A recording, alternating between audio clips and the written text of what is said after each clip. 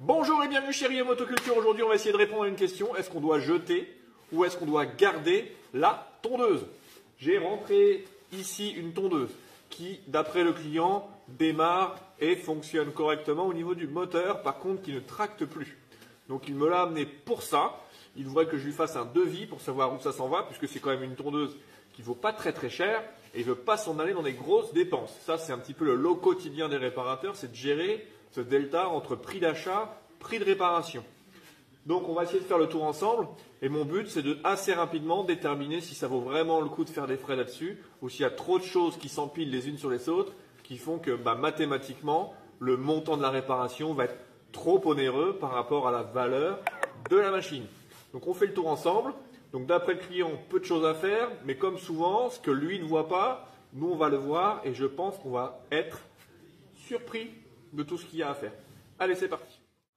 Donc première chose, on va identifier un petit peu la machine. Donc ici, GGP Italia, donc pour le coup, pour avoir de la pièce, etc., on n'est pas embêté. Donc première chose, évidemment, qui nous saute aux yeux dès qu'on la reçoit, c'est qu'au niveau de la roue ici, la roue s'est trouvée coincée dans le carter, le support ne tient plus. Donc là, on a un réel problème au niveau du maintien de la roue. Donc ça, c'est la première chose à régulariser. La deuxième, elle n'est pas beaucoup mieux parce que ça tient avec une petite sangle qui a été mise comme ça en fortune. Donc déjà ça part plutôt mal. D'autres choses, la première chose que je vais faire sans rien démonter, c'est qu'on va voir un petit peu la tête du filtre à air. Ça nous donne une bonne idée sur l'état de santé du moteur. Là on peut voir que c'est juste moisi quoi. Donc ça évidemment c'est pourri. C'est le mot exact. Bon, le client m'a assuré que ça démarrait. Je veux bien le croire. Un moteur Honda, c'est pas difficile. Un peu d'essence et ça marche. On regarde un petit peu les câbles, s'ils sont pas pincés, ça c'est plutôt bien. Alors par contre, quand on arrive ici, on s'aperçoit d'un petit subterfuge ici. On a fait le tour autour de la manette pour avoir suffisamment de garde pour pouvoir actionner la manette de frein moteur. Donc ça souligne sûrement d'un petit souci au niveau de ma commande. Ici, rien de spécial. Bon, ici, j'ai un boulon de fortune qui a été mis, mais ça, c'est pas méchant, ça n'empêche pas de fonctionner.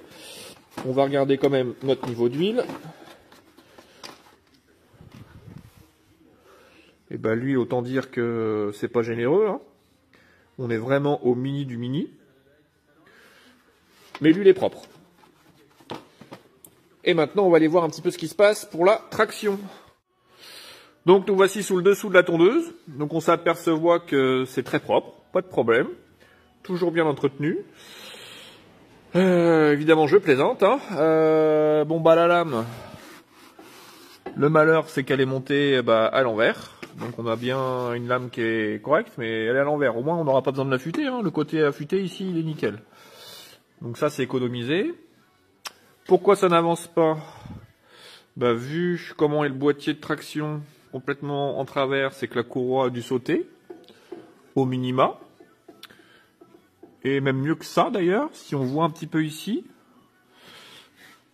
vous voyez bien le mystère, c'est que là, en gros, il nous manque la moitié du support de lame. Donc évidemment, la courroie est complètement déchiquetée, il n'y a plus rien. Donc il faut changer le support, la courroie. Évidemment, ça ne peut pas tracter. Donc voilà, le tour est fait, on va reprendre ensemble le bilan pour voir si ça vaut le coup ou pas. Alors vous l'avez vu, on a fait le tour de la machine. Certes, le moteur démarre sûrement, je ne l'ai pas testé. Vu comment est le support de lame, je suis bien content de ne pas l'avoir essayé parce qu'on risque de se faire un petit peu peur si la lame se décroche, on ne sait jamais. En tout cas, support de roue avant à revoir, un câble potentiellement à revoir, support de lame à revoir, courroie à changer, tout l'entretien moteur à faire, vidange, filtre, bougie, plus la main d'œuvre, plus le nettoyage. Honnêtement, sur un produit comme ça, le moteur, certes, peut être très bon. C'est un moteur Honda, oui, ok, super. Mais si tout le reste est pourri, aucun intérêt de faire 200, 250 € de travaux, peut-être même plus, j'en sais rien. En tout cas, je vais faire un listing précis pour mon client parce qu'il va forcément me demander combien ça va lui coûter s'il la remet en état. Donc oui, c'est réparable, aucun problème. On va faire le listing, on va lui faire un chiffrage.